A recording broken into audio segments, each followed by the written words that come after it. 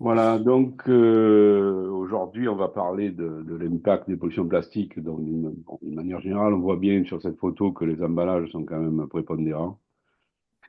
C'est aujourd'hui la troisième production mondiale de le plastique, après le béton et l'acier, ce qui est quand même assez considérable quand on pense à la densité même du plastique. Donc, par rapport au béton et l'acier, c'est des volumes qui sont extrêmement importants. Bon, on les retrouve partout et c'est une. Alors, il faut quand même aussi accorder au plastique que pendant un siècle, on a vécu finalement sur le plastique. C'est ce qui a créé notre progrès, le pétrole. Et donc, ces plastiques étaient des matières finalement qui sont des matières transparentes, légères et qui sont venues en remplacement de matières plus lourdes comme le métal. Bon, l'aéronautique aujourd'hui, vous voyez bien que les avions, ils sont plus en plastique fibré qu'en métal, donc pour des économies d'énergie. Donc, alors, le problème, effectivement, c'est que ces plastiques se sont accumulés dans notre environnement. Les 30 glorieuses, finalement, qui n'étaient pas si glorieuses que ça, c'était une forme de désinvolture. Et j'allais dire, nous le payons aujourd'hui. Les plastiques, ils viennent pour 90% de la Terre. Et bon, quand ils sont en mer, alors c'est pas que le plastique côtier, c'est des plastiques aussi qui arrivent par les fleuves, qui vont dans les océans. Et quand on envisage le plastique, il faut savoir quand même que 36% du plastique produit, c'est les emballages au niveau mondial. Le BTP en consomme 16% et le textile 14%. Donc on voit bien que sur la grosse quantité de plastique produite celle que j'évoquais tout à l'heure, il y a une forte proportion d'emballages et parfois des emballages à usage unique, des emballages qui servent très peu de temps, qui sont inutiles. Donc c'est là-dessus qu'on a commencé à axer notre travail pour éradiquer effectivement ces plastiques qui n'ont pas de sens finalement. Alors ces plastiques, ben, on les a retrouvés un peu de partout sur la planète et puis bon, on s'est rendu compte que le problème était grave. Le premier GIR, donc les GIR, c'est les systèmes de courantologie qui fonctionnent en cercle et qui finalement captent tous ces plastiques et microplastiques. Parce qu'un plastique, quand il finit dans la mer, ben, il va continuer à se dégrader en petites particules sous l'effet du frottement, sous l'effet du soleil, la photochimie contribue à la dégrader. Le premier gire qui a été découvert, c'est celui du Pacifique Nord, c'est le plus gros. C'était en 1997, si je me souviens bien, c'était le navigateur Charles Moore qui était tombé sur cette espèce de soupe. Alors quand on parle de continent, puisqu'on disait, on disait que c'était des continents de plastique, c'est pas vraiment des continents, on a des plastiques dans toute la colonne d'eau en fonction de leur densité. Bon, on peut pas marcher dessus, hein, c'est une espèce de soupe. Euh, Expédition Med a étudié ces phénomènes et s'est rendu compte que sur ces plastiques peuvent prospérer le plancton, donc qui est récupéré par les animaux. On a tous vu les oiseaux de mer avec l'estomac rempli de plastique, ou toute la faune qui s'en nourrit, et évidemment avec des bactéries, des champignons et même des insectes terrestres qui vivent sur ces espèces de soupe et tout ça dérive et peuvent amener des maladies ou des espèces invasives. Alors pour parler de la mer qui nous, en région, nous intéresse, c'est la mer Méditerranée.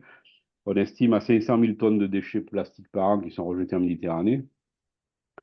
Alors les gros pays, je dirais, responsables de cette pollution, ce sont la Libye, la Turquie, je crois qu'il y a trois pays qui sont responsables de 350 000 tonnes de déchets. La France serait évaluée à 10 000 tonnes et majoritairement des emballages. Voilà.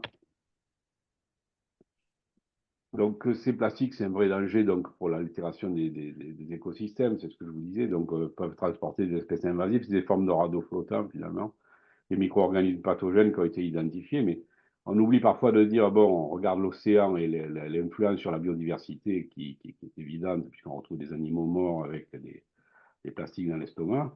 Mais la pollution dans les sols par les microplastiques, elle s'avère 5 fois plus élevée qu'en milieu marin. Donc, ça peut aussi avoir des impacts sanitaires et sur notre vie, sachant que on est, on est confronté à une chaîne alimentaire qui absorbe ces plastiques et qui finalement revient dans notre assiette. Donc, c'est jamais, jamais très, très intéressant. Donc les microplastiques, les macroplastiques, on dit que c'est supérieur à 5 mm parce qu'on les voit.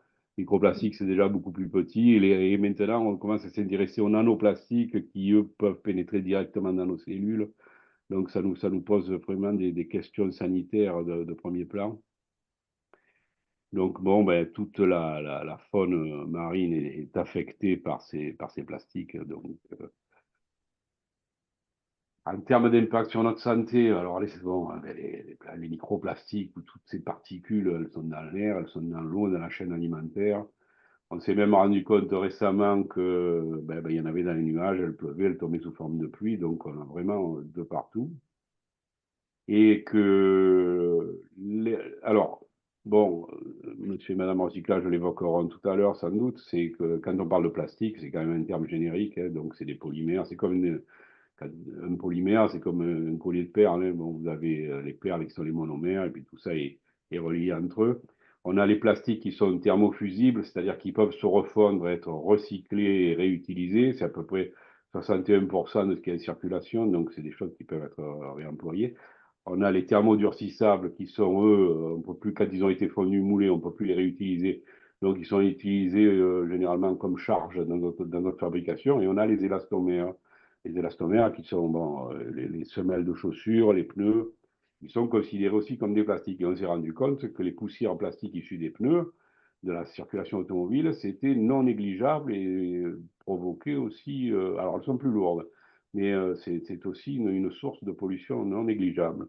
Donc ces particules, ben, elles se rendent dans notre organisme. Alors il y a deux aspects, c'est l'aspect particulier, donc je vous parlais des nanoplastiques qui peuvent directement interagir dans les cellules et donc gêner à la reproduction des cellules, mais aussi tous ces plastiques contiennent beaucoup d'adjuvants, d'additifs, les phtalates pour les rendre plus souples, les dérivés polybromés pour les rendre inifuges. Dans tout le textile que vous avez dans le milieu public, il est traité par des dérivés polybromés qui sont des adjuvants qui sont nuisibles à notre santé et qui peuvent, bon, alors pour les plastiques, je vous le disais, c'est plus lié à la particule elle-même, mais pour les additifs, c'est des perturbateurs endocriniens qui peuvent être influés sur notre capacité à se reproduire, qui donnent notre résistance aux maladies. Donc, c'est des choses qui sont bien plus graves. Et donc, on s'est rendu compte aussi que les fœtus, ils pouvaient être aussi soumis à la barrière placentaire, ne fait plus vraiment office sur certains de ces produits. Bon, le bisphénol, il est interdit aujourd'hui en France, mais bon, il a fallu quand même batailler pour que ça soit interdit. C'était pas évident. Alors, les industriels n'ont pas toujours un substitutif à certains de ces produits, donc c'est pour ça que j'allais dire, ça a freiné un petit peu. Mais bon, après, les problèmes de santé publique, on ne peut plus se permettre de passer outre. Bon, là, c'est une image, un impact sur notre santé. Bon, on voit bien que là, beaucoup d'organes sont touchés. Et là, c'est lié aux additifs, hein. C'est pas lié au côté particulier. Donc, beaucoup liés à la reproduction, bon, des maladies. On manque quand même, bon, il faut le dire, de recul. Alors, il sort des publications, mais on manque quand même de recul euh, sur le long terme des effets. Alors, je vous disais tout à l'heure, en introduction, 432 millions de tonnes produites pour en 2023 au niveau de la planète. Bon, ouais, mais en 1950, on était à 1,5 million. Sachant que la France, elle consomme aujourd'hui 4,8 millions tonnes de plastique. Donc, vous voyez un peu les effets d'échelle et les quantités qui sont libérées dans la nature. Donc, ça, c'est vraiment une question qu'il faut se poser. Alors, en Provence-Alpes-Côte d'Azur, nous, alors il y a deux chartes qui sont en place. Mylène vous parlera un petit peu de la charte des zéro déchet plastique engagée par le Conseil régional. C'est l'image de droite que vous avez. Et en 2019, Brune Poisson est venue lancer la charte plage sans déchets plastiques, qui est une charte nationale, donc on retrouve sur tout le littoral côtier français. Et sur le littoral côtier méditerranéen, bon, comme nous, on a 3 départements côtiers, je me suis dit que c'était peut-être intéressant qu'on poursuive la dynamique de cette charte. Comme il y avait déjà la charte régionale en place, et comme finalement il y a une convergence et qu'on se bat tous dans le même sens, on a demandé à l'ARBE, l'Agence régionale pour la biodiversité et l'environnement, Claire Poulet, donc, que je remplace au pied levé aujourd'hui, d'animer ces deux chartes, ce qu'elle fait très bien d'ailleurs. Donc tout ça a un coût économique, évidemment, et bon, il y a des pays comme la France, et aussi l'attractivité touristique, elle peut en être affectée si, et c'est quand même une grosse économie, si rien n'est fait. Donc on a ces deux chartes. Alors la charte nationale s'adresse plutôt aux communes littorales, et lacustres d'ailleurs aussi, alors que la charte régionale s'adresse sur le territoire à des acteurs beaucoup plus nombreux, qui peuvent être aussi des entreprises, du secteur privé, des lycées, et bon, évidemment les collectivités. Donc tout ça a cheminé le long de réglementations. Bon, on a commencé par la transition énergétique de la croissance verte. Bon, la dernière en date, c'est la loi AGEC. La loi AGEC, donc, bon, bah, vous savez tous que le plastique, on est censé l'éradiquer en 2040. Alors bon, je ne sais pas si tous les secteurs pourront être touchés, puisque il faudra d'abord aller au plus simple et au plus facile. Donc, on parle du plastique à usage unique, la restauration collective. C'est aussi aujourd'hui le sujet qui nous intéresse. C'est sans doute le plus simple, mais quand on arrive vers les secteurs médicaux où le plastique, bon, ben, on a du mal à trouver des substituts. C'est parfois plus compliqué. Mais il faut aller vers cet élan, il faut aller vers l'avant. Alors, le bilan intermédiaire croiseur là, que vous voyez, c'est une étape dans le cadre de la loi AGEC, justement, pour évoluer vers cette diminution du plastique. Alors, ce premier bilan, c'est de 2018 à 2021. Malheureusement, ben, on se rend compte qu'au lieu d'avoir une diminution, on a une augmentation de 3,3%.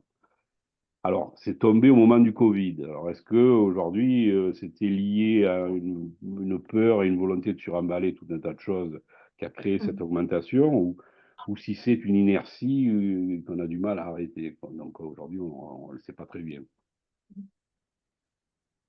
Voilà, donc ben, il faut rentrer effectivement dans ce changement de paradigme et arriver à éliminer tout ce plastique qui n'est pas utile, plastique à usage unique, ce plastique qui n'est pas réemployable. Il faut absolument, si moi, ma doctrine, c'est on essaie d'éviter dans un premier temps. Si on ne peut pas éviter l'utilisation du plastique, il faut savoir le capter quand il est en fin de vie, et après l'avoir capté au mieux pour éviter qu'il parte dans le milieu naturel, c'est de pouvoir le recycler ou le réutiliser.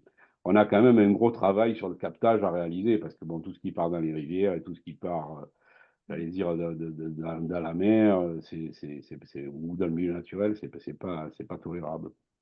Voilà, je vous remercie. Bon, écoutez, j'ai fait ce que j'ai pu pour essayer de présenter ce que vous voulez présenter, Claire. Voilà. C'était très bien, merci beaucoup Bernard, c'était clair. Je pense que les chiffres, les enjeux principaux, vous les avez. Il y a d'autres éléments un petit peu qui complètent dans le guide.